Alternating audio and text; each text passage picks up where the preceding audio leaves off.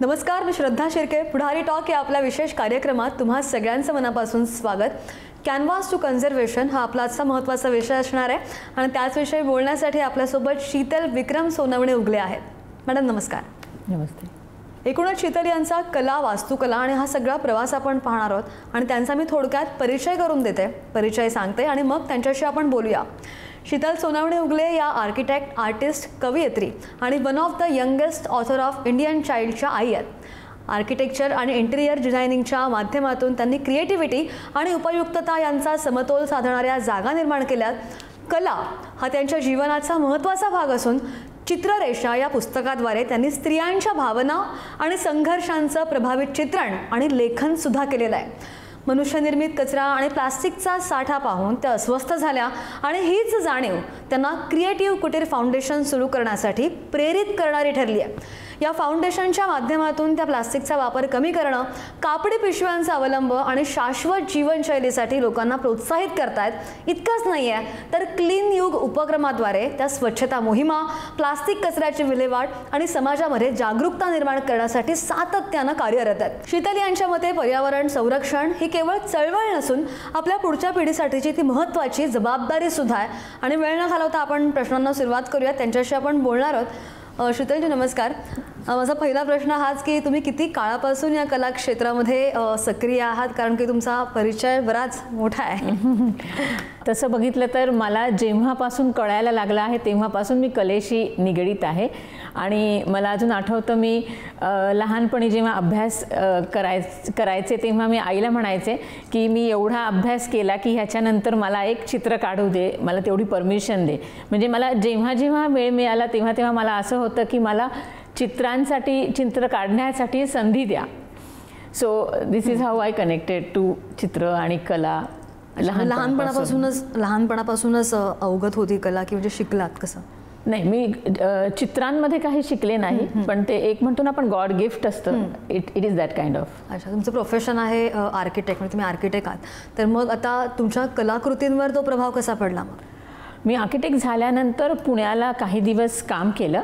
नंतर मी स्वतःचा व्यवसाय सुरू केला आणि पण मला कधीच असं पॉलिश्ड इंटेरियर, पॉलिश सर्फेसेस ह्याचं अट्रॅक्शन जाणवलं नाही. आणि मला नेहमी असं वाटायचं की अशा गोष्टी ज्याच्यामध्ये ज्या कलरफुल आहेत किंवा ज्याच्यामध्ये भारतीय इतिहास दडलेला आहे, everything which is telling you something, ज्याच्या मागे स्टोरी आहे, अशा गोष्टी मला माझ्या इंटेरियरमध्ये, माझ्या आर्किटेक्चरमध्ये इम्प्लिमेंट कराव्याशा वाटल्या. आणि मी त्या पद्धतीनेच तशा त्या इम्प्लिमेंट करत गेले की ज्याच्यामध्ये भारतीय इतिहास आहे. अच्छा, पण आता तुम्ही मगाशी जसं परिचयामध्ये मी उल्लेख केला चित्ररेषा या पुस्तकाचा, तर मग त्या पुस्तकासंदर्भात सुद्धा आमच्या प्रेक्षकांना तुम्ही थोडंसं सांगा. म्हणजे प्रेरणा काय होती, सुरुवात कुठून झाली या सगळ्याची? माझं असणं, जसं तुमचं असणं, हीच एक प्रेरणा होती. इट्स अ वुमेन एरा आणि तो त्रेतायुगातल्या स्त्रीपासून तर आधुनिक स्त्रीपर्यंतचा पूर्ण प्रवास आहे चित्ररेषा ह्या पुस्तकामध्ये. म्हणजे शूर्पणखेपासून आधुनिक स्त्री असं पण तुम्ही म्हणू शकतात. की मी जसं आधी पण म्हणलं की भारतीय इतिहास मला नेहमी आकर्षित करत होता आणि तोच माझ्या भावनांमध्ये, माझ्या विचारांमध्ये इतका उमटला गेला की चित्ररेषा ह्या पुस्तकाची निर्मिती झाली चित्रांद्वारे आणि पोएम्सद्वारे. अगदी. आणि मगाशी जसं आपण पाहिलं की क्रिएटिव्ह कुटीर फाउंडेशन ते सुद्धा तुम्ही सुरू केलेलं आहे, तर त्याची प्रेरणा तुम्हाला कशी मिळाली आणि तुम्ही त्याद्वारे समाजाला एक प्रकारे जोडण्याचा प्रयत्न केलेला आहे असं एकूणच चित्र दिसतंय, तर ती प्रेरणा तुम्हाला कशी मिळाली ते सुद्धा सांगा. असं म्हणतात की suffering is the fundamental source to any creative inspiration. म्हणजे मनुष्य जेव्हा एखादी वेदना बघतो, एखादी वेदना सहन करतो, त्याच्यानंतर तो तिच्यातनं बाहेर पडण्यासाठी कशाची तरी निर्मिती करतो. So I always wanted to be an inspirational window to connect to art for children and for adults. आणि मला असं नेहमी वाटायचं की पृथ्वीवरच्या प्रत्येक माणसाला भावना व्यक्त करता याव्या आणि ह्या सगळ्या गोष्टींमध्ये मला काही काम करायचं होतं आणि म्हणूनच मी क्रिएटिव्ह कुटीरची निर्मिती केली. अगदी. पण शीतलजी, तुम्ही आता ॲक्टिव्हिटीज आपण पाहिल्या तर बऱ्याच आहेत. कलात्मक उपक्रमांचा आणि पर्यावरणीय उपक्रमांचा समतोल नेमका कसा ठेवता? मी जेव्हा क्रिएटिव्ह कुटीरची स्थापना केली त्याच्यानंतर मी एन नंबर ऑफ चिल्ड्रनला, ॲडल्टला कलेशी जोडून दिलं. बट ही कला वेगळी आहे. म्हणजे मी त्यांना चित्र काढायला शिकवले नाही, त्यांना बघून चित्र काढण्याऐवजी अंतर्मुख होऊन चित्र काढायला शिकवले. So you can say it's a internal journey.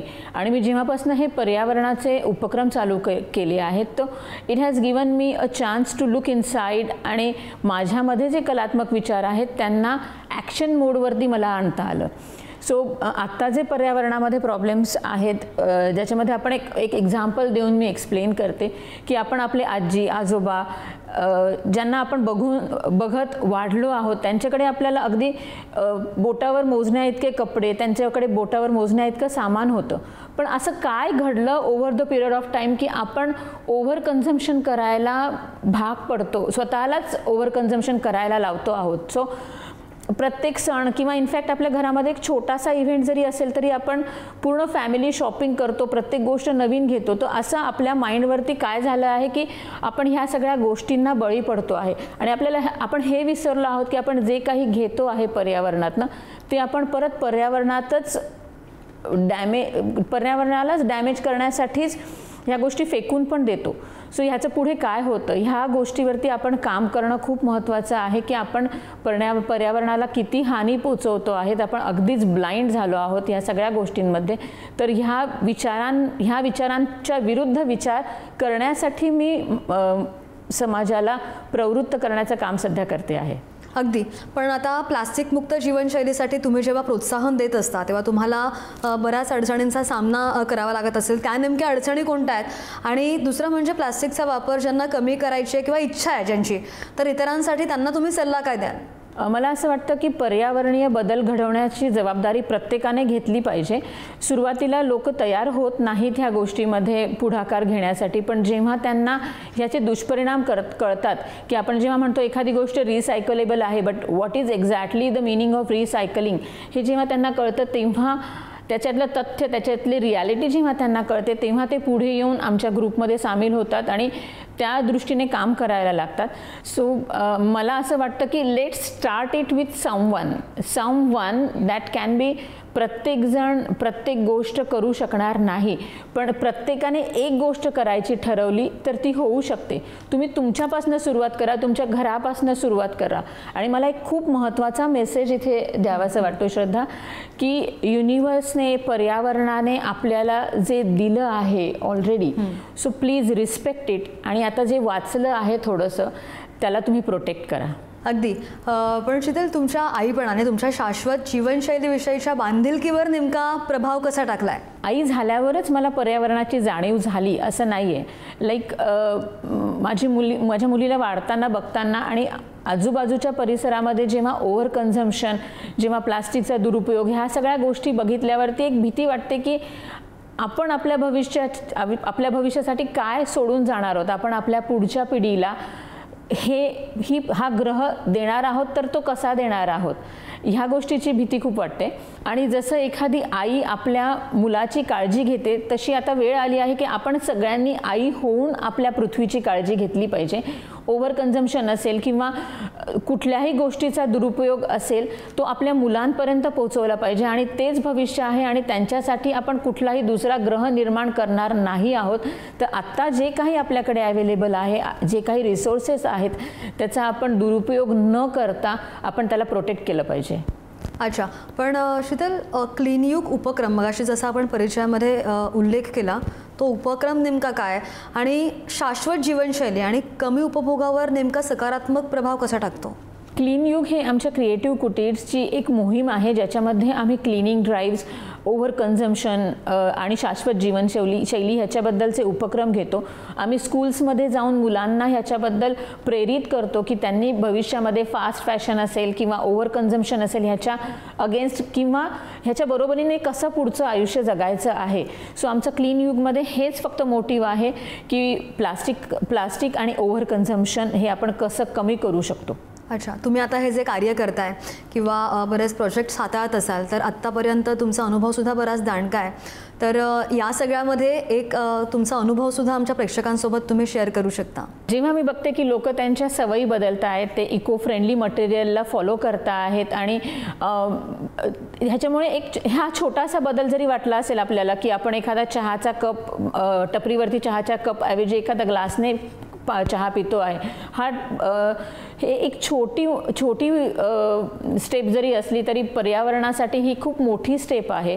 आणि एक छोटंसं एक्झाम्पल द्यायचं तर आम्हीच जसं रंगपंचमी सेलिब्रेशन असेल, जेव्हा आम्ही ग्रुप ऑफ 50 लोकांनी ठरवलं की आपण आधी टी शर्ट्स घेऊन आणि आपण ग्रुपने सेलिब्रेट करू so that we can be highlighted की हा एक ग्रुप आहे असा आणि हा सेलिब्रेशन करतोय.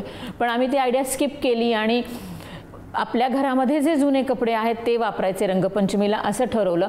सो आम्ही पर्यावरणामध्ये टोटल 50 टी शर्ट्स डिस्ट्रॉय होणं वाचवलं, पर्यावरणाला त्या टी शर्ट्सपासून वाचवलं इनफॅक्ट. सो ही एक छोटीशी गोष्ट आहे पण ही आनंद देऊन जाते की आपण काहीतरी पर्यावरणासाठी केलं आहे. आणि मला असं वाटतं की प्रत्येकाने दिवसभरामध्ये किंवा मी तर घरातल्या महिलांना सांगेल की तुम्ही महिनाभरामध्ये किती प्लास्टिक घरामध्ये गोळा करतात हे एकदा जमवून ठेवा आणि मग महिना अखेरला पूर्ण फॅमिली मिळून त्या प्लास्टिकला बघा की आपण किती प्लास्टिक जमा करतो आहे आणि आपण काय करतोय पर्यावरणाचं, हे कुठे जाणार आहे, हे डिस्ट्रॉय नाही होऊ शकत.